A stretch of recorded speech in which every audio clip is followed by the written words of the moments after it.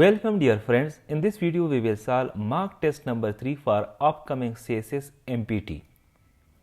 The two surahs collectively called Al-Mawidatain are Surah Al-Falaq and Surah Al-Nas. The surah that does not begin with Bismillah is Surah At-Tawbah.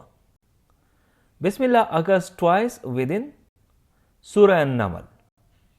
The Quran is conventionally divided for recitation into 30 ajza.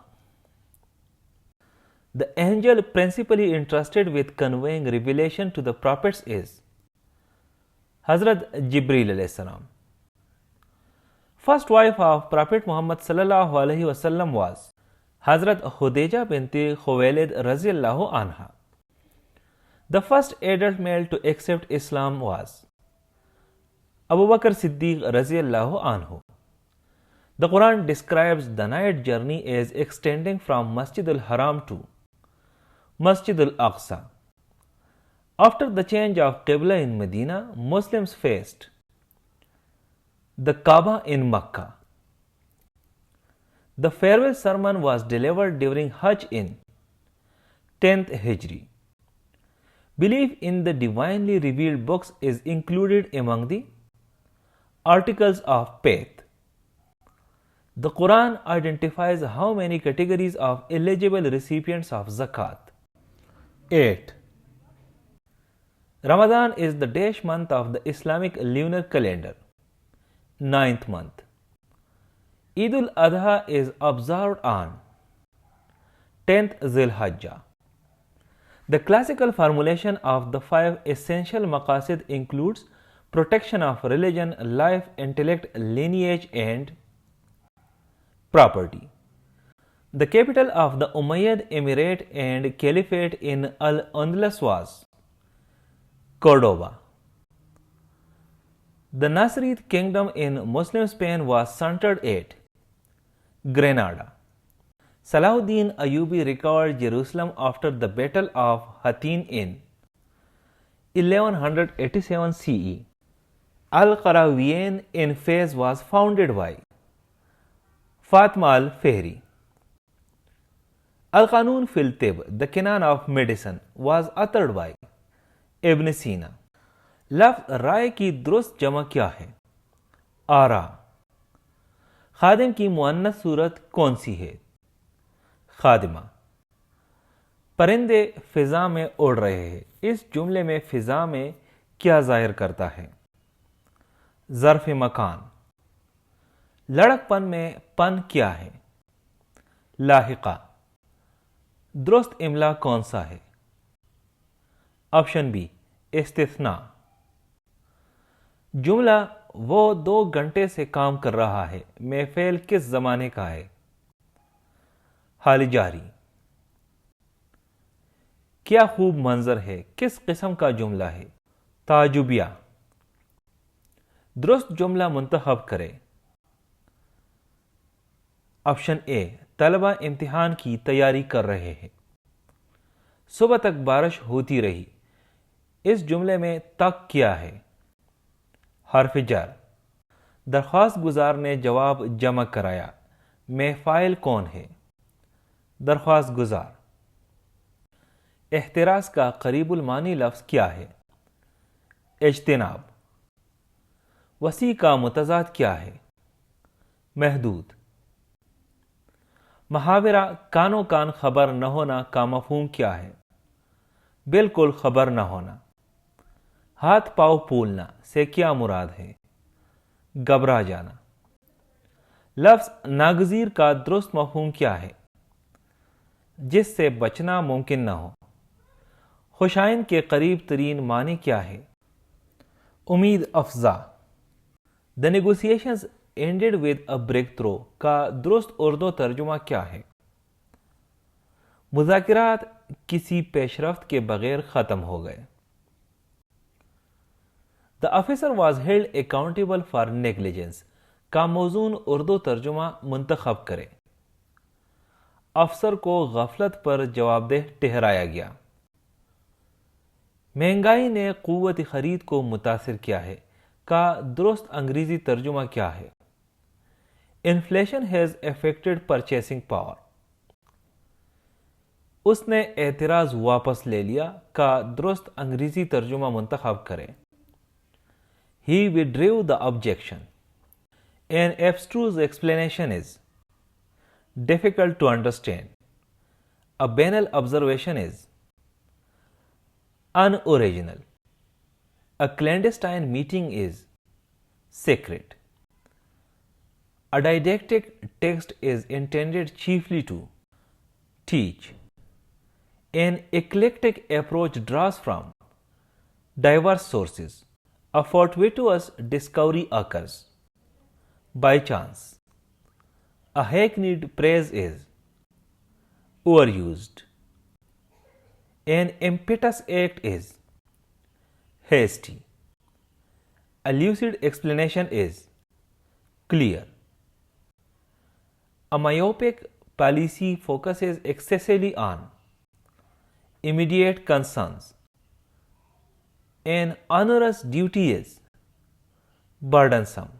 To placate an angry group is to calm it. A reticent witness is reluctant to speak. A scrupulous inquiry is careful and principled. A terse message is brief and direct. To vindicate a person is to clear them from blame. A whimsical design is playfully unusual. A vociferous minority is loud and forceful. By the time the editors arrived, the records dash to another office had been transferred. Hardly dash the announcement when objections began to emerge. Had she finished the announcement? The minister as well as his advisers attending the conference is attending the conference. Not one of the recommendations dash implemented so far has been implemented so far. Choose the correct use of the past perfect. Option D. The witness left after she had signed the statement. The official denied dash the confidential note. Denied having leaked the confidential note. He succeeded dash securing the required majority. In securing the required majority. The inquiry is intended dash determining responsibility, not assigning collective blame. Intended for determining responsibility. Choose the correct sentence. Option C. The information supplied by the witnesses was reliable. The chairman asked whether anyone had an dash agenda, an alternative agenda. Choose the sentence with correct pronoun reference. Option C. When Nadia met Sarah, Nadia handed her the file. The speaker's claim was dash with figures in the annex. Was inconsistent with figures in the annex. Choose the correctly punctuated introductory phrase. Option B. In the light of the new evidence, the hearing was adjourned. Select the sentence with correct colon usage. Option A. The review identified 3 weaknesses: colon, poor records, comma, delayed reporting, and unclear authority. Full stop. If the figures dash independently, the error would have been detected. Figures had been checked independently. It is essential that every entry dash dated and signed be dated and signed. She objected to the minutes dash without her amendment. Minutes being circulated without her amendment. The revised manual is easier to consult dash the previous edition than the previous edition. Select the correct elliptical comparison. Option D. The northern office processed more cases than the southern office did. The manager insisted dash seeing the original receipts on seeing the original receipts. Choose the correct sentence. Option A. I wish the decision had been communicated earlier. The rule applies to all employees dash their grade, irrespective of their grade. Question 81 to 85 are based on this passage. Water tariffs are often debated as if there were only two choices, free water or unaffordable water.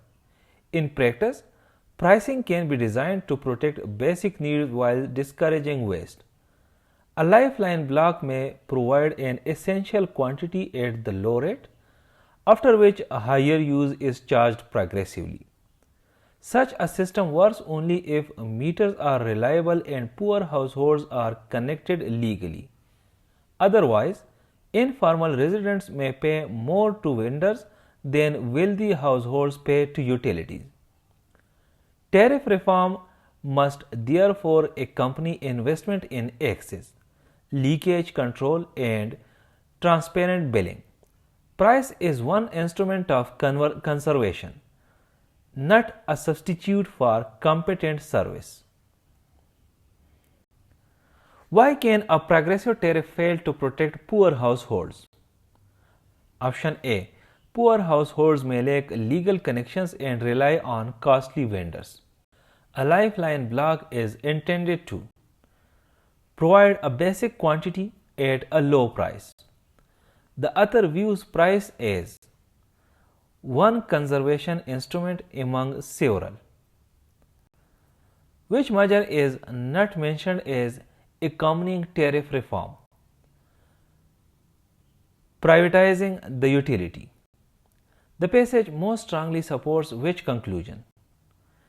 Equity in pricing depends on infrastructure and administration as well as tariff design. Questions 86 to 90 are based on this passage. Memory does not preserve every detail of an experience like a recording. Each act of recall reconstructs the past by combining stored fragments with present expectations. Language participates in this process. The words available to a speaker can make some distinctions easy to express, but they do not imprison thought within a fixed vocabulary. People routinely learn new categories when their work or environment requires them. The strongest claim supported by research is therefore neither that language determines perception nor that it has no effect. Rather, linguistic habits can guide attention, especially when judgments must be made quickly, while deliberate reflection can often overcome those habits. The recording analogy is rejected because memory reconstructs experience rather than reproducing every detail. What moderate position does the passage adopt on language and thought? Language can guide attention without rigidly determining thought. People's ability to learn new categories is used as evidence against strict linguistic determinism. Linguistic habits are said to matter especially when judgments are made quickly.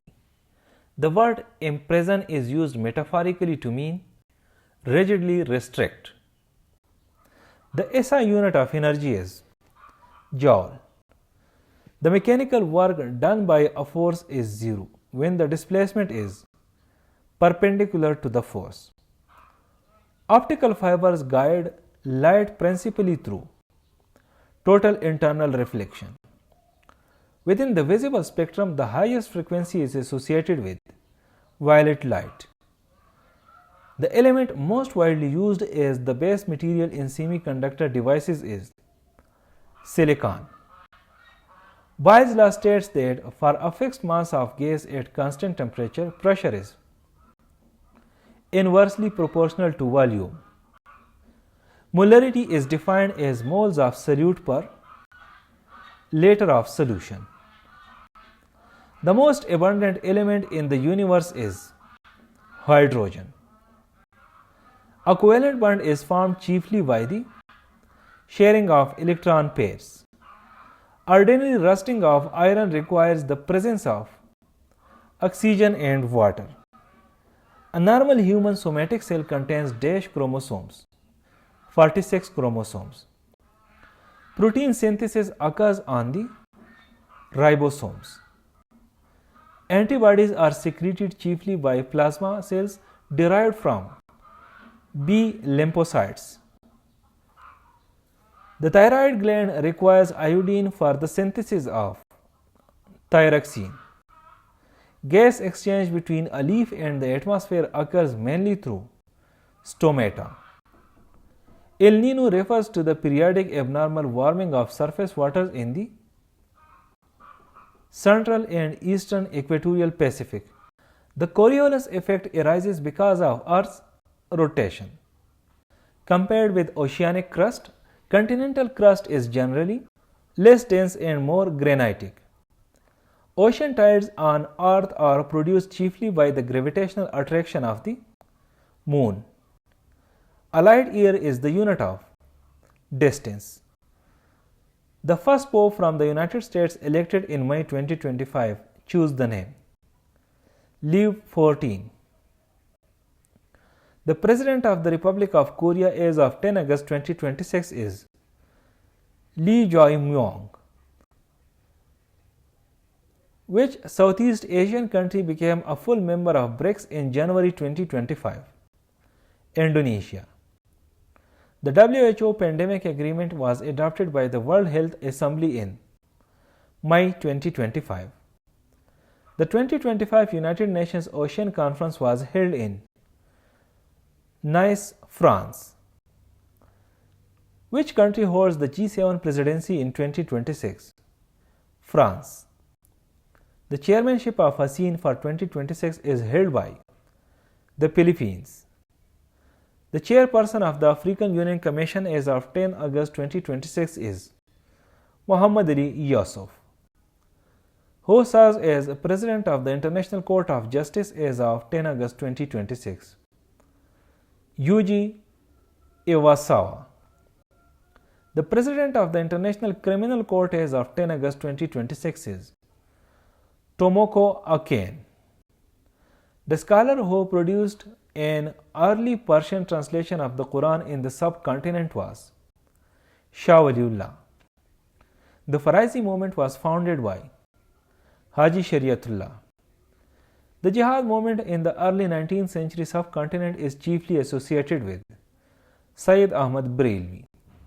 Sindh was annexed by the British in 1843 after the campaigns of Sir Charles Napier. The uprising, commonly known as the War of Independence, began in 1857. Sir Syed Ahmad Khan established the Scientific Society in 1864. The first permanent president of the All India Muslim League was Aga Khan III. Muhammad Ali Jinnah joined All India Muslim League in 1913. The Ali brothers associated with the Khilafat movement were Muhammad Ali and Shaukat Ali. The Simon Commission was opposed in India chiefly because it had no Indian member. Quaid-e-Azam presented his 14 points in 1929. The Lahore Resolution was formally moved by A.K. Fazlul Haq. The plan announcing the partition of British India was made public on 3 June 1947. The first Chief Justice of Pakistan was Sir Abdul Rashid. The first Governor of the State Bank of Pakistan was Zahid Hussain. The Constitution of 1973 establishes Pakistan as a federal parliamentary republic. The 18th Constitutional Amendment enacted in 2010 is especially associated with enhanced provincial autonomy. Pakistan acquired Gwadar from the Sultanate of Oman in 1958. The agreement that defined the Durand Line was concluded in 1893. Minar-e-Pakistan marks the site where the Daesh was adopted. Lahore Resolution was adopted. Write 0.00072 in scientific notation.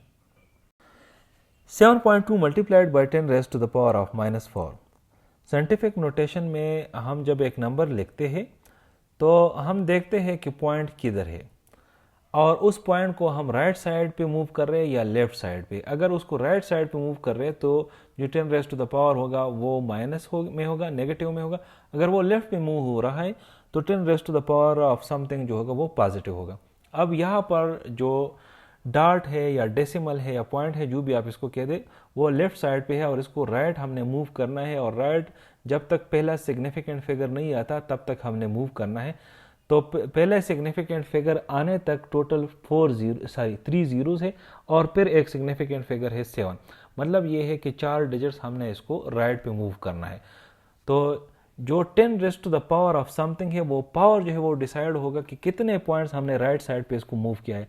यहाँ पर हमने 4 points या 4 digits इसको right side पे move किया है, तो हमारे साथ जो आंसर बनेगा that is 7.2 multiplied by 10 raise to the power of -4। A candidate obtains 45 marks out of 60. The percentage score is 75%। Percentage को फाइंड करने के लिए हमारे साथ फार्मूला है percentage equals obtained marks divide by total marks multiplied by 100। यहाँ पर obtained marks 45 है, टोटल मार्क्स 60 है, तो हम 45 को 60 से डिवाइड करेंगे और मल्टीप्लाई करेंगे 100 से। So the answer is 75%। A town with population 80,000 grows by 5% in 1 year. Its new population is 84,000। अब एक टाउन है, उसकी टोटल पॉपुलेशन इस वक्त 80,000 है। एक साल बाद उसकी पॉपुलेशन 5% ग्रोथ के हिसाब से कितनी होगी? जो परसेंटेज इंक्रीज दिया गया है वो है 5%। तो हम 80,000 का 5% निकालेंगे। 5% निकालने के लिए हम क्या करेंगे कि 0.05 को मल्टीप्लाई करेंगे 80,000 से। या आप ये भी कर सकते हैं कि 5 को 100 से डिवाइड करें और 80,000 से मल्टीप्लाई करें। तो 5 को जब आप 100 से डिवाइड करेंगे तो अगेन वही 0.05 आएगा। सो 0.05 मल्टीप्लाइड बाई 80,000 इज 4,000। इसका मतलब है कि एक साल में इस 80,000 के ऊपर 4,000 पॉपुलेशन और बढ़ेगा। So 80,000 plus 4,000 is equal to 84,000। A price falls from rupees 500 to rupees 425. The percentage decreases 15%। हम पहले ये देखते हैं कि टोटल डिक्रीज जो है वो कितना हुआ है। पहले 500 पे था, वो इससे गिर के 425 पे आ गया। सो 500 माइनस 425 विच इक्वल्स 75। तो टोटल डिक्रीज हुआ है 75। अब हम ये देखेंगे कि ये जो 75 है ये 500 का कितना परसेंट बनता है, इसका परसेंटेज हम फाइंड करेंगे। तो इसका परसेंटेज फाइंड करने के लिए हम क्या करेंगे कि 75 को 500 पे डिवाइड करेंगे और मल्टीप्लाई करेंगे 100 के साथ विच equals 15%। Rupees 720 is divided in the ratio 2:3:4। The middle share is rupees 240। इसको सॉल्व करने के लिए हम क्या करते हैं कि पहले हम टोटल रेशो पार्ट्स को फाइंड करते हैं कि टोटल रेशो पार्ट्स कितने हैं। रेशो दी गई है 2:3:4। सो 2 + 3 + 4 = 9। तो टोटल जो रेशो पार्ट्स है वो 9 है। अब एक पार्ट की कीमत हम जानना चाहते हैं कि एक पार्ट की कीमत कितनी है। तो 720 को हम डिवाइड करेंगे 9 के साथ विच इक्वल्स 80। अब जो मिडल शेयर है वो है 3, मतलब 2:3 में जो मिडल या दरमियान वाला शेयर है वो 3 है। तो 3 पार्ट्स का कीमत कितना होगा? एक पार्ट का हमने फाइंड किया 80। सो 3 पार्ट्स की कीमत होगी 3 multiplied by 80 which equals rupees 240। The average of the first 9 positive odd numbers is 9। First 9 positive odd numbers क्या है? 1 से लेकर 17 तक जो ऑड नंबर्स है इसको हम फर्स्ट पॉजिटिव ऑड नंबर्स कहते हैं। यानी 1, 3, 5, 7, 9, 11, 13, 15, 17 ये फर्स्ट 9 पॉजिटिव ऑड नंबर्स है। अब कंसेक्यूटिव ऑड नंबर्स के एवरेज जब हम फाइंड करते हैं तो हम इसको असेंडिंग ऑर्डर में लिखते हैं प्रॉपर, और इसका जो मिडल यानी जो दरमियानी नंबर होता है वो इसका एवरेज होता है। अब यहाँ पर स्टेप 3 में हमने जो है ना इसको लिखा है, ये जो फर्स्ट 9 ऑड नंबर्स है जो कि है 1, 3, 5, 7, 9, 11, 13, 15, 17। अब इसका मिडल नंबर कौन सा? इसका मिडल नंबर है 9। तो 9 इसका एवरेज हो गया। An examination allocates 40% weight to a score of 80 and 60% to a score of 70.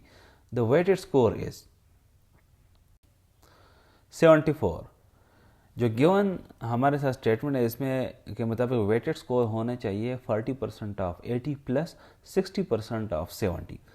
अब 40% ऑफ 80 हम किस तरह से फाइंड करेंगे कि 40% को मल्टीप्लाई करेंगे 80 के साथ. 40% बराबर होता है हमारे साथ 40 डिवाइड बाई 100 जो कि बराबर होता है 0.4 का. सो 0.4 मल्टीप्लाइड बाई 80 प्लस इस तरह जो 60% है वो बराबर है 0.6 का. सो 0.6 multiplied by 70. So 0.4 multiplied by 80 जो है वो 32 का बराबर हो जाएगा और 0.6 मल्टीप्लाइड बाई 70 से आएगा 42. सो 32 plus 42 equals 74. So the final answer is 74. 8 workers complete a task in 15 days. At the same rate, 12 workers will complete it in 10 days.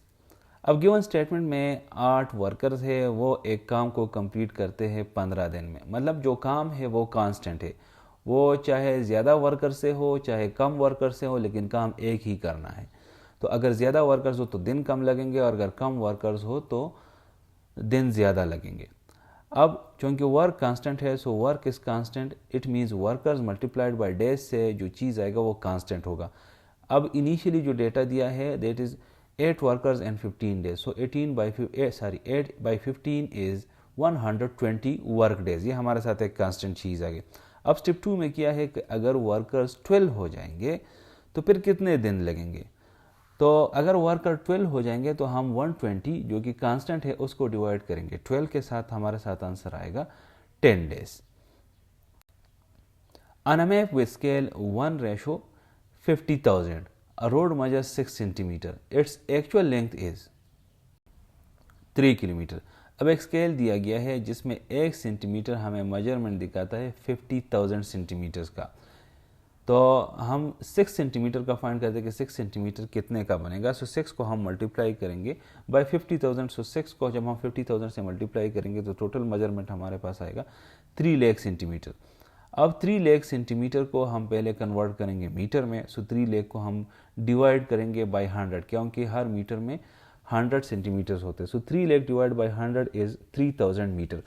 अब इस 3000 मीटर को हम किलोमीटर में कन्वर्ट करेंगे तो 1 किलोमीटर में 1000 मीटर होता है. So 3000 metre divide by 1000 which equals 3 kilometre. So the final answer is 3 kilometre.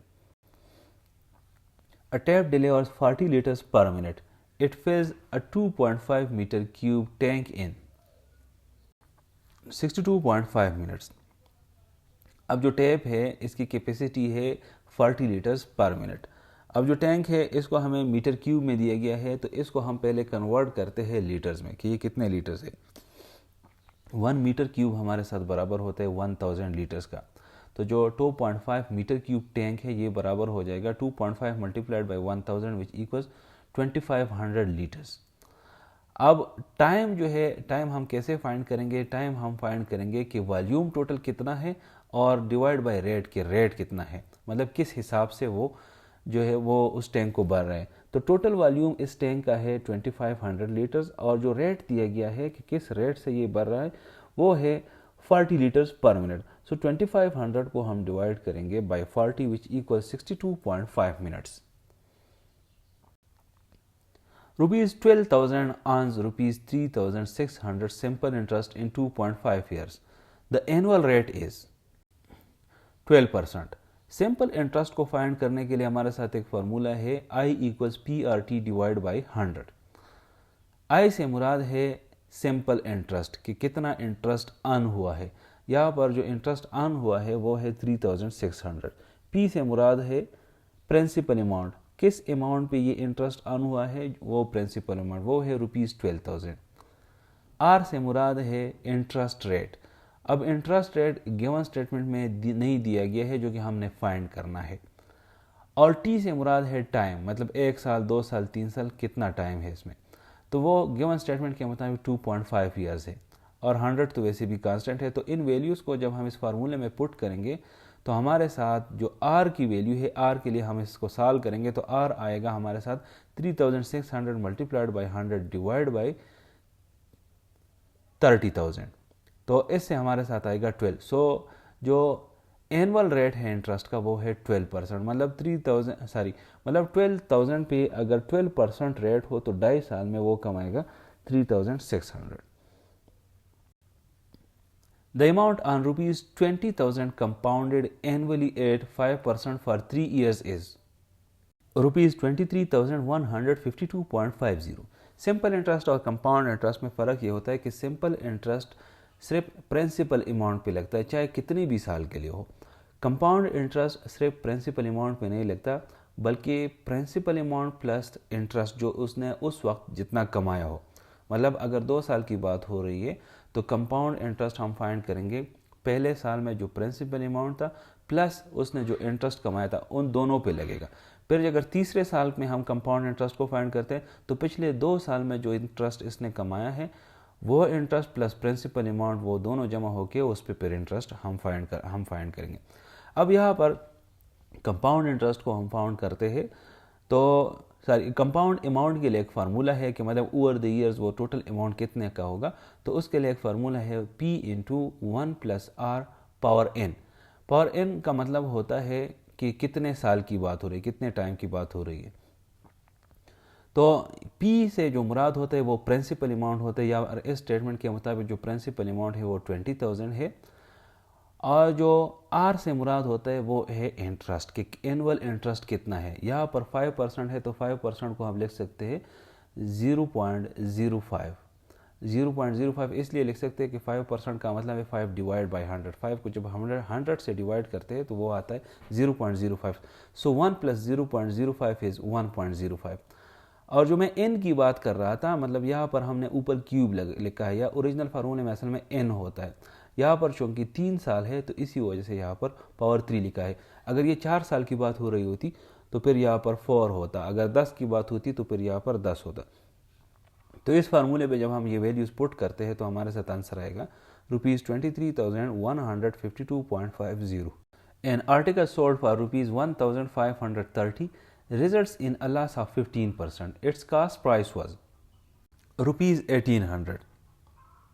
एक आर्टिकल है, जब उसको 1530 रुपये पे भेजा गया तो सेलर ने 15% नुकसान किया।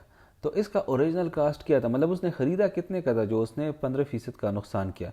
तो इसका मतलब ये है गिवन स्टेटमेंट के मुताबिक जो सेलिंग प्राइस है वो 85% ऑफ द कास्ट प्राइस है, मतलब 15% कम पे वो बेच रहा है, तो मतलब 85% ऑफ द कास्ट प्राइस पे बेच रहा है। तो 1530 जो है वो बराबर है असल में 0.85 मल्टीप्लाइड बाई कास्ट प्राइस।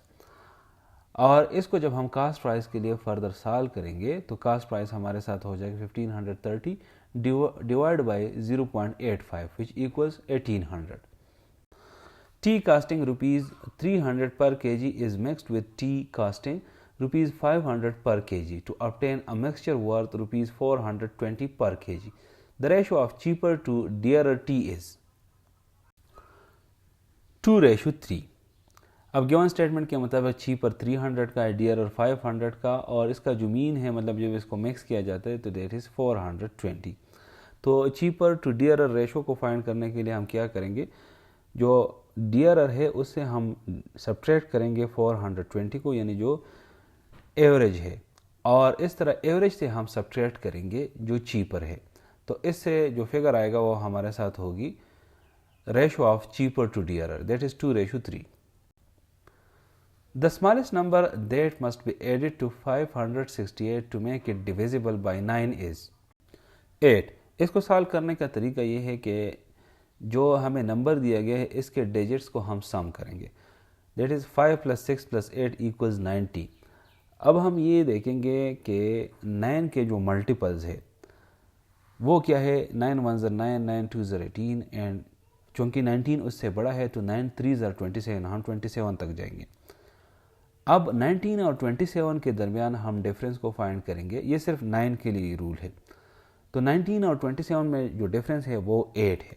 तो इसका मतलब है कि जो ओरिजिनल नंबर है उसमें अगर हम 8 जो है ऐड करें उसके साथ तो वो डिविजिबल बाय 9 हो जाएगा। मतलब 8 इज़ द मिनिमम नंबर, अगर 568 के साथ ऐड किया जाए तो वो डिविजिबल बाय 9 हो जाएगा। The remainder when 2 power 10 is divided by 7 is 2। 2 power 10 का मतलब होता है कि 2 अपने साथ 10 दफ़ा मल्टीप्लाई हो, मतलब 2/2/2 इस तरह। तो 2 को जब हम 10 दफ़ा मल्टीप्लाई करेंगे अपने साथ तो हमारे साथ इससे आता है 1024। अब स्टेप 2 में क्या करते हैं हम कि 1024 को हम डिवाइड करते हैं 7 के साथ। जब हम 1024 को 7 पे डिवाइड करते हैं तो हमारे साथ आता है 146 और 2 इससे रिमाइंडर आता है। So the answer, final answer is 2। Two positive integers have HCF 6 and LCM 80. If one integer is 30, the other is 36। यहाँ पर एक बेसिक फार्मूला आप लोगों ने याद रखना है, वो है प्रोडक्ट ऑफ टू नंबर्स। किसी भी दो नंबर के प्रोडक्ट जो है वो बराबर होते हैं उन दो नंबर्स के HCF मल्टीप्लाइड बाय LCM का। अब यहाँ पर HCF और LCM दोनों हम दिए गए हैं, एक 6 है और दूसरा है 180। सो HCF और LCM का जो प्रोडक्ट है वो है 1080। एक इंटीजर हमें दिया गया है, दूसरा हमने फाइंड करना है। तो इस फार्मूले में अगर हम इसको पुट कर दें तो अदर नंबर को फाइंड करने के लिए हम क्या करेंगे कि 1080 को डिवाइड करेंगे बाय 30। तो हमारे साथ फाइनल आंसर आएगा 36। An interest rate rises from 8% to 10%, the relative increase in the rate is 25%। अब इसको सॉल्व करने के लिए हम इंक्रीज इन रेट पहले फाइंड करेंगे। तो इंक्रीज इन रेट क्या है, 10% minus 2% which equals to 2 percentage points. अब रिलेटिव इंक्रीज हम फाइंड करते हैं, इंक्रीज किस में हुआ है, 8 में हुआ है, और कितना हुआ है 2, मतलब 8 का 2 कितना परसेंट है हम वही फाइंड करेंगे। तो सिंपल जिस तरह हम परसेंटेज फाइंड करेंगे, 2 को 8 पे डिवाइड करेंगे और 100 से मल्टीप्लाई करेंगे। So the answer is 25%। If 1/3 of a number exceeds 1/4 of it by 15, the number is 180। अब यहाँ पर हम एज्यूम करते हैं कि जिस नंबर की यहाँ पर स्टेटमेंट में बात हो रही है वो बराबर है x का। तो according to the given statement 1/3 जो है वो एक्सीड करती है 1/4 बाई 15, मतलब 1/3 जो है वो 1/4 से 15 ज़्यादा है। तो इसका मतलब ये है कि x/3 यानी उस नंबर का 1/3 जब उससे हम सब्ट्रैक्ट करेंगे उस नंबर का 1/4 यानी x/4, तो हमारे साथ आना चाहिए 15। तो हमारे साथ ये एक इक्वेशन बन गई x/3 माइनस x/4 इक्वल्स 15। तो इसको जब हम x के लिए सॉल्व करेंगे इस इक्वेशन को, तो x हमारे साथ आ जाएगा 180। तो जो नंबर है वो है 180। A merchant mixes 25 liters of oil with 15 liters of another grade. The first grade constitutes 62.5%। अब यहाँ पर जो टोटल ऑयल है पहले उसको काउंट करते हैं, वो है 25 प्लस 15 40 लीटर से। फर्स्ट ग्रेड का परसेंटेज फाइंड करने के लिए क्या करते हैं कि जो फर्स्ट ग्रेड ऑयल है वो कितना है, वो है 25। इसको टोटल पे डिवाइड करते हैं, वो है 40 और मल्टीप्लाई करते हैं by 100 which equal 62.5%। Solve 5 into 2x minus 3 equals 35, x equals 5। इसका सोल्यूशन यहाँ पर दिया गया है। If 3x plus 2y equals 16 and x plus 2y equals 8, then y is 2। अब यहाँ पर ये दोनों है सिमुल्टेनियस इक्वेशंस। तो हम क्या करते हैं कि subtract the second equation from the first. जब सेकंड को हम फर्स्ट से सब्ट्रैक्ट करेंगे तो हमारे साथ आ जाएगा 3x plus 2y minus x plus 2y equals 16 minus 8। इसको जब हम फर्दर सॉल्व करेंगे तो हमारे साथ y की वैल्यू आ जाएगी 2। The minimum value of x square minus x6 plus 5 is -4। इसको हम सॉल्व करेंगे कंप्लीट द स्क्वायर मेथड से and the answer is -4। If x square equals 49 and x is less than 0 then x equals -7। ये जो given statement है इसमें x square बराबर है 49 का, तो x या तो +7 हो सकता है, 7 मल्टीप्लाइड बाई 7 इज 49, या तो -7 हो सकते हैं, मतलब -7 मल्टीप्लाइड बाई -7 इक्वल्स 49। अब गिवन जो कंडीशन है उसमें x जो है वो लेस देन 0 है, तो +7 तो हम नहीं ले सकते यहाँ पर, तो हमारे साथ ऑप्शन रहेगा -7 का। सो the final answer is -7। Simplify a inverse square b cube divide by ab inverse b power 4 divide by a cube. इसको सॉल्व करने में आपने सिर्फ एक बेसिक रूल का ख्याल रखना है, और वो ये है कि अगर जो बेस है वो बराबर हो तो उसके जो एक्सपोनेंट्स है वो अगर न्यूमरेटर से डिनोमिनेटर की तरफ जाते हैं तो सिंबल चेंज होता है, या डिनोमिनेटर से न्यूमरेटर की तरफ जाते हैं तो उसके सिंबल्स चेंज होते हैं। मतलब यहाँ पर अगर आप देखें तो a पावर 1 है नीचे, मतलब डिनोमिनेटर में, तो a पावर 1 जब हम ऊपर लेके जाएंगे तो ये a इनवर्स हो जाएगा, मतलब a पावर -1 हो जाएगा। और इस तरह जो दूसरा है वो b पावर -1 है, यानी b इनवर्स है। अगर ये ऊपर जाएगा तो ये b पावर +1 हो जाएगा। तो इस चीज़ का आपने ख्याल रखना, ये बेसिक रूल है। The value of log of 10 to the base 1000 is 3। log of 1000 to the base 10 का मतलब है कि 10 का ऐसा पावर, जब हम 10 पे वो पावर लगाते हैं तो वो 1000 का बराबर हो जाता है। तो 10 का कौन सा ऐसा पावर है जो कि 1000 का बराबर हो जाता है, वो है 10 क्यूब। मतलब 10 को जब हम 3 टाइम्स मल्टीप्लाई करते हैं आपस में 10/10 तो हमारे साथ आंसर आ जाता है 1000। तो वो पावर बेसिकली है यहाँ पर 3। If x plus y equals 10 and xy equals 21, then x square plus y square equals 58। हमारे साथ एक फार्मूला है a square plus b square is equal to a plus b whole square minus 2ab। अब यहाँ पर a और b के बजाय x और y है, तो इसके लिए फार्मूला बनेगा x square plus y square equals to x plus y whole square minus 2xy। इसको यहाँ पर जो गिवन वैल्यूज़ है, हम जब इसको इस फार्मूले में पुट करेंगे, यानी x प्लस वाई की वैल्यू है 10 और एक्स वाई की वैल्यू है 21, तो इसको जब हम फर्दर सॉल्व करेंगे तो हमारे साथ x square plus y square आ जाएगा 58। Solve under the root x plus 5 equals 4, x equals 11। इसको सॉल्व करने के लिए हम दोनों साइड्स को स्क्वायर करेंगे, क्योंकि अंडर द रूट में है x प्लस 5, तो अंडर द रूट से निकालने के लिए हम दोनों साइड्स को स्क्वायर करेंगे, तो हमारे साथ ये हो जाएगा x प्लस 5 इक्वल 16। क्योंकि जब आप अंडर द रूट का स्क्वायर लेते हैं तो सिर्फ अंडर द रूट ख़त्म हो जाते हैं, वैल्यू सेम रहती है। दूसरे साइड पे 4 है, 4 जब स्क्वायर हो जाएगा तो 16 हो जाएगा। इसको जब हम x के लिए सॉल्व करेंगे तो हमारे साथ आंसर आ जाएगा 11। In an arithmetic progression, the 7th term is 25 and the common difference is 3. The first term is 7। अब अरिथमेटिक प्रोग्रेशन के लिए हमारे साथ एक फार्मूला है a in equals a plus 1 n minus 1 into d। ए इन का मतलब है एन टर्म ऑलरेडी हमें यहाँ पर दिया गया है, वो है 7 टर्म और वो है 25। ए से मुराद है फर्स्ट टर्म, जो कि हमने फाइंड करना है कि फर्स्ट टर्म कौन सा है। एन से मुराद है यहाँ पर जो n-1 है, इसमें एन से मुराद है कि कितने टर्म्स की बात हो रही है। यहाँ पर 7 टर्म की बात हो रही है, तो एन है हमारे साथ 7 और डी जो है वो कॉमन डिफरेंस है जो कि दिया गया है 3। तो इन वैल्यूज़ को जब हम इस फार्मूले में पुट करेंगे तो हमारे साथ ए का आंसर आएगा, मतलब जो फर्स्ट टर्म है वो आ जाएगा 7। If y varies directly as x square and y equals 18 when x is equal to 3, then y when x equal to 5 is 50। अब या इसको सॉल्व करने के लिए हम गिवन स्टेटमेंट से एक इक्वेशन बनाएंगे, जो कि गिवन स्टेटमेंट में है कि y varies directly as x square. इसका मतलब है कि y बराबर है kx स्क्वायर का।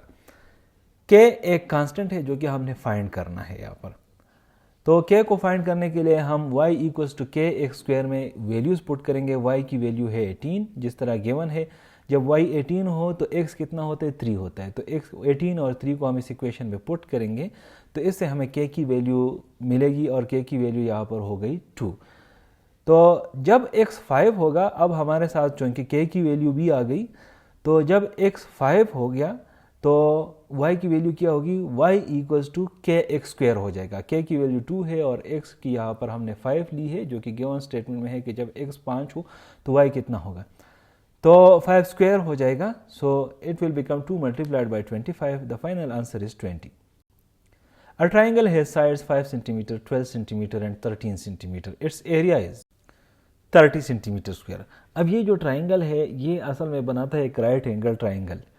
राइट एंगल ट्राइंगल इसलिए बनाता है कि according to the Pythagoras theorem C square is equal to A square plus B square. यहाँ पर जो सी स्क्वायर है यानी जो हाइपोटेन्यूज है वो 13 हो जाएगा। 13 को अगर हम स्क्वायर करें तो वो बराबर हो जाएगा 12 स्क्वायर और 5 स्क्वायर का। चूँकि उस फार्मूले पे ये उतरता है तो इसी वजह से ये राइट एंगल ट्राइंगल है। तो राइट एंगल ट्राइंगल की एरिया को फाइंड करने के लिए हमारे साथ एक फार्मूला होता है, वो है 1/2 multiplied by base multiplied by height.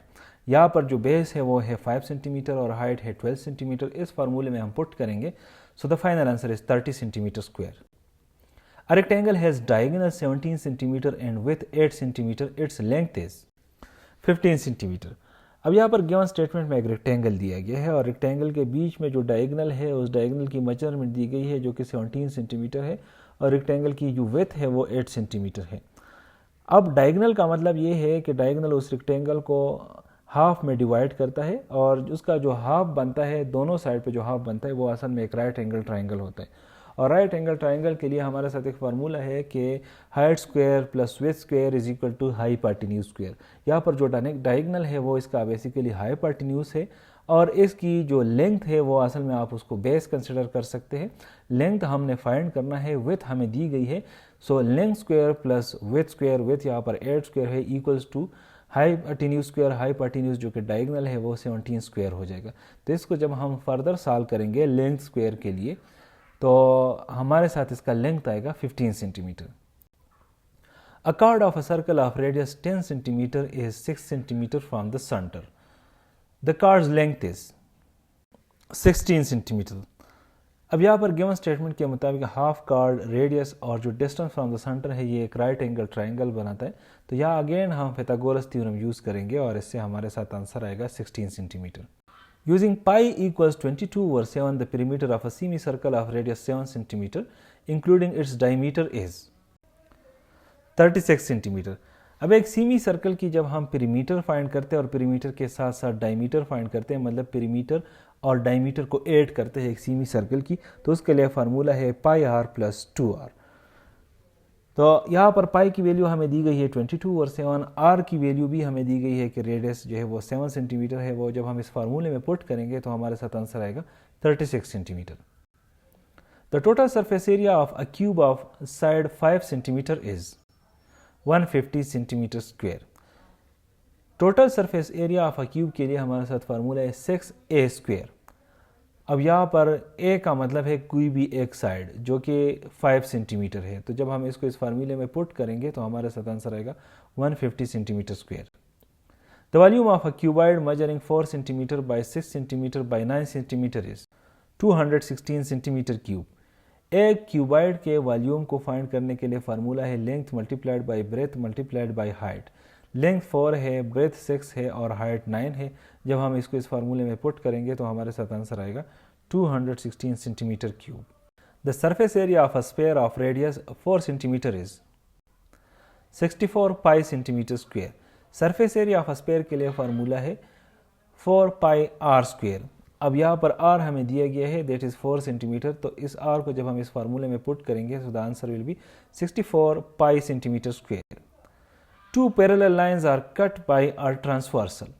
If one corresponding angle is 68 degree, the other corresponding angle is 68 degrees.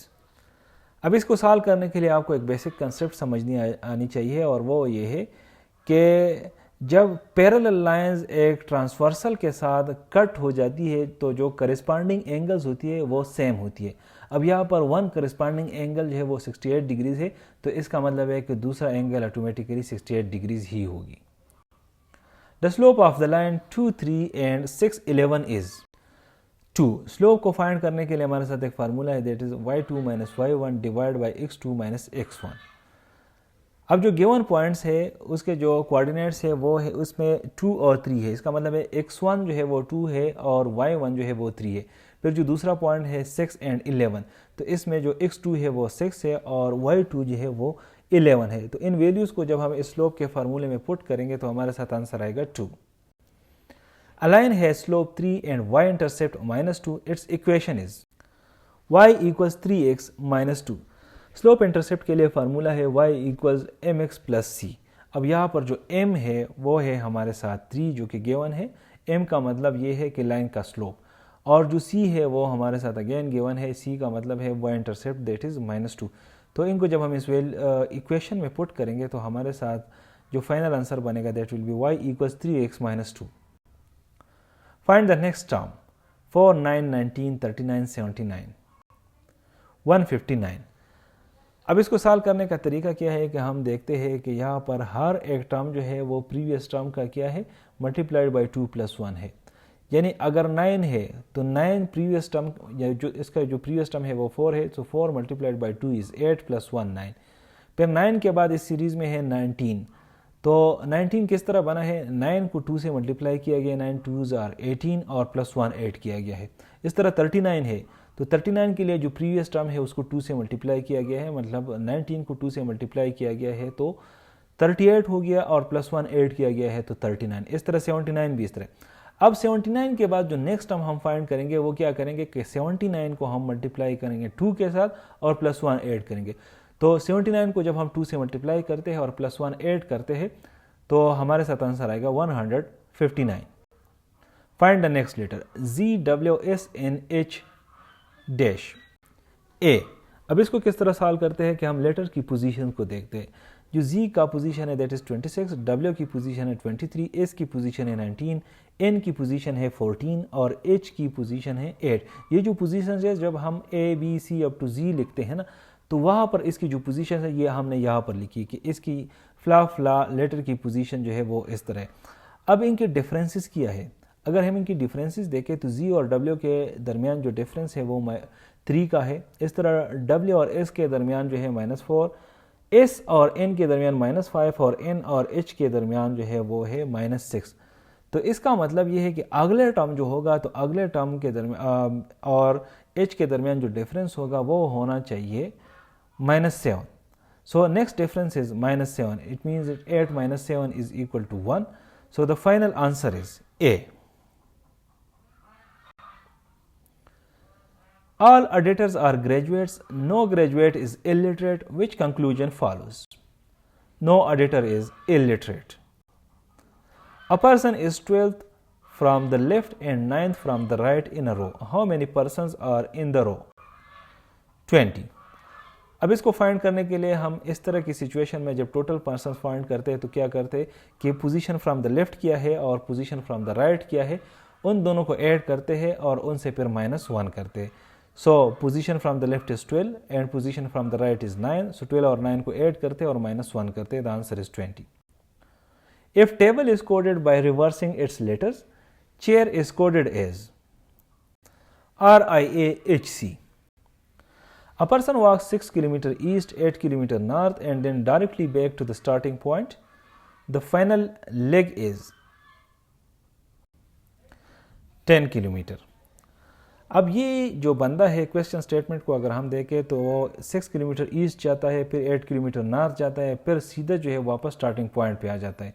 तो इसका मतलब वो एक राइट एंगल ट्रायंगल बनाता है और वो जो सीधा अपने पॉइंट पे आ जाता है तो वो असल में उसका है हाइपार्टिन्यूज। जो एक राइट एंगल ट्रायंगल में हाइपार्टिन्यूज होता है और हाइपार्टिन्यूज बराबर होता है base square plus height square का। यहाँ पर बेस और हाइट हमारे साथ हो जाएंगे 6 और 10। तो इसी पैथागोरस थ्योरम को जब हम अप्लाई करेंगे तो डायरेक्ट रिटर्न डिस्टेंस हमारे साथ हो जाएगा √6 स्क्वायर प्लस 8 स्क्वायर। इसको जब हम फर्दर सॉल्व करेंगे तो हमारे साथ आंसर आएगा 10 kilometre. 5 books are arranged in a row. P is immediately left of Q and R is at the end. Which arrangement is possible? R, P, Q, S, T. अब यहाँ पर क्या scene है कि P जो है must be immediately left of Q होना चाहिए और R जो है that must be at the end। तो हमारे साथ जो ऑप्शन C है वो इसी कंडीशन को सेटिस्फाई करता है। Seed is to plant as egg is to bird. Which number is the odd one out? 8, 27, 64, 100, 125. 100. अब यहाँ पर जो नंबर्स दिए गए हैं 8, 27, 64, 125 ये सारे हैं क्यूब्स, मतलब परफेक्ट क्यूब्स है। 2 क्यूब से 8 बन जाता है, 3 क्यूब से 27, 4 क्यूब से 64 और 5 क्यूब से 125। लेकिन इसमें एक नंबर 100 ऐसा है जो कि कोई परफेक्ट क्यूब नहीं है, तो इसी वजह से ये ऑड वन आउट है। If all R are S and some T are R, which statement must be true? Some T are S. जो given statement है कि some T are R और जो दूसरा है कि all R are S, तो इसका मतलब ये है कि जो T जो कि R है ये भी जो है ना S होने चाहिए, must also be S. So the final answer is some T are S. The smaller angle between the hands of a clock at 9 o'clock is 90 degrees. अब 9 बजे क्या होता है कि 9 बजे जो मिनट हैंड होता है वो 12 पे होता है और जो आवर हैंड होता है वो 9 पे होता है। तो घड़ी में जो हर घंटा होता है वो मार्क करता है 30 डिग्रीज का।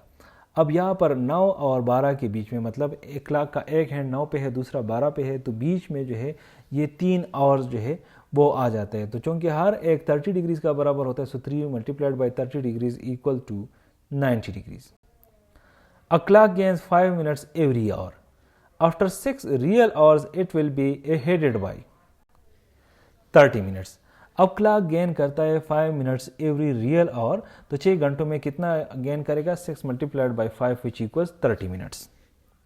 A is 5 years older than B. In 3 years, their ages will total 41. A's present age is 20 years. अब इसको सॉल्व करने के लिए हम क्या करते हैं कि हम एज्यूम करते हैं कि B की जो प्रेजेंट एज है वो X है। According to the given statement, present age जो A की है वो B से 5 साल ज़्यादा है, तो A की एज हो जाएगी X प्लस 5। अब 3 साल बाद according to the given statement इनकी जो कंबाइंड एजेस है वो बराबर हो जाएंगे, मतलब जब हम इसको सम करेंगे वो 41 का बराबर हो जाएगा।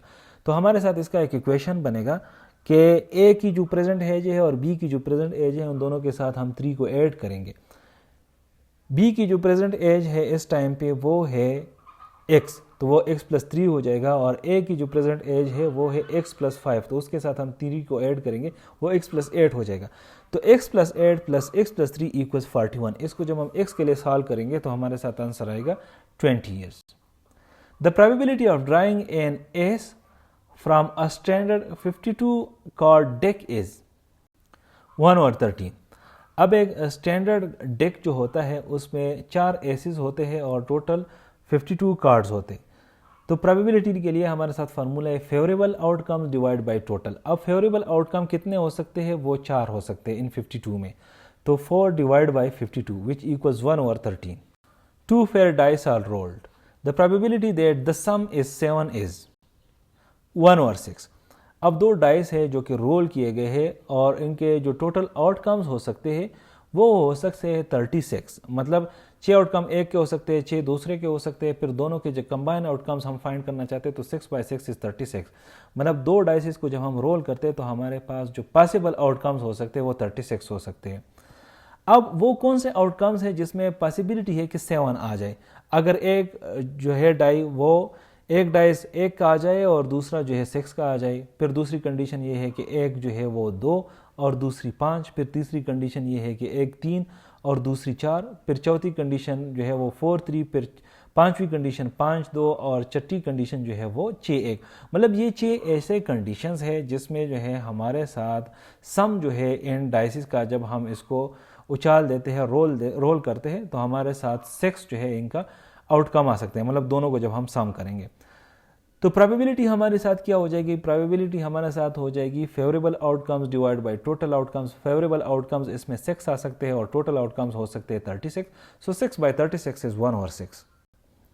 6 people are seated around a circular table. The number of distinct arrangements is 120. Circular arrangements of n people है, उसके लिए हमारे साथ एक फार्मूला है n-1 फैक्टोरियल। अब यहाँ पर टोटल लोग जो है वो 6 है, सो ये हो जाएगा 6 - 1 factorial which equals to 5 factorial, और 5 फैक्टोरियल का मतलब है 5 multiplied by 4 multiplied by 3 multiplied by 2 which equals 120। In a survey of 50 people, 28 like mathematics, 25 like science and 12 like both. How many like neither? 9। अब इसको सॉल्व करने के लिए हम क्या करते हैं कि हम इंक्लूजन एक्सक्लूजन का फार्मूला यूज करते हैं। वो बंदे जो कि एटलीस्ट 1 को लाइक करते हैं उसके लिए हम क्या करते हैं कि वो लोग जो कि मैथमेटिक्स को लाइक करते हैं और वो जो कि साइंस को लाइक करते हैं उनको ऐड करते हैं, और वो लोग जो कि दोनों को लाइक करते हैं उनको उसको सब्ट्रैक्ट करते हैं। सो 28 + 25 - 12 इक्वल्स 41। स्टेप 2 में हम क्या करते हैं कि जो कि दोनों को लाइक नहीं करते हैं, मतलब ना जो है मैथमेटिक्स को लाइक करते हैं और ना साइंस को लाइक करते हैं, तो वो टोटल से हम माइनस करेंगे वो लोग जो कि एटलीस्ट 1 को लाइक करते हैं। सो टोटल हमारे साथ 50 है और एटलीस्ट 1 को लाइक करने के लिए हमने ऑलरेडी इंक्लूजन एक्सक्लूजन फार्मूले से फाइंड किया, that is 41। So 50 - 41 equals 9। The answer is 9। The decimal number 45 in binary is 101101। हम जब किसी डेसिमल को बाइनरी में कन्वर्ट करते हैं तो हम क्या करते हैं, उस डेसिमल को ब्रेक करते हैं इनटू द पावर्स ऑफ 2। तो इसके जो द पावर ऑफ 2 में अगर हम इसको ब्रेक करें तो एक आ जाएगा हमारे साथ 1 + 4 + 8 + 32। तो बाइनरी प्लेसेस 32, 16, 8, 4, 2 और 1 की क्या हो सकती है? These are 1 0 1 1 0 1। Find the next term 2 3 5 9 17 33। अब इसको सॉल्व करने के लिए हम इनके जो कंसेक्यूटिव नंबर्स है उनका डिफरेंस फाइंड करते हैं। वो कंसेक्यूटिव नंबर्स के बीच में जो डिफरेंसेस है वो है 3 और 2 के बीच में 1, फिर 5 और 3 के बीच में 2, 9 और 5 के बीच में 4 और इस तरह 17 और 9 के बीच में 8। सो डिफरेंसेस जो है वो एक सीरीज़ बनाते हैं 1 2 4 8। तो इसका मतलब है कि नेक्स्ट डिफरेंस जो है वो 16 होना चाहिए, क्योंकि ये जो सीरीज़ है 1 2 4 8 ये असल में लगता है कि प्रीवियस टर्म जो है वो 2 से मल्टीप्लाई है। मतलब पहला 1 है, फिर 2 है, सो 2/1 इज़ 2, फिर 4 है तो इसका मतलब है 2/2 इज़ 4, फिर 8 है तो इसका मतलब है 2/4 इज़ 8। तो अगला टर्म जो होना चाहिए, मतलब जो डिफरेंस होना चाहिए अगले टर्म के दरमियान, वो होना चाहिए 2/8 = 16, मतलब 16 का डिफरेंस होना चाहिए। तो अगला टर्म होगा हमारे साथ 17 + 16 = 33। A cube is pointed on all faces and cut into 27 equal cubes. How many small cubes have exactly 2 pointed faces? 12। अब इसको सॉल्व करने के लिए हम क्या करते हैं कि टोटल 27 इक्वल क्यूब्स है। इसका मतलब ये है कि क्यूब कितने हैं? 3/3/3 है। तो cubes with exactly 2 pointed faces lie on edges excluding corners. Step 3 में हम क्या करते हैं कि each edge has 1 such cube and there are 12 edges. तो हमारे साथ फाइनल आंसर आ जाएगा 12। Thank you for watching this video. Stay blessed.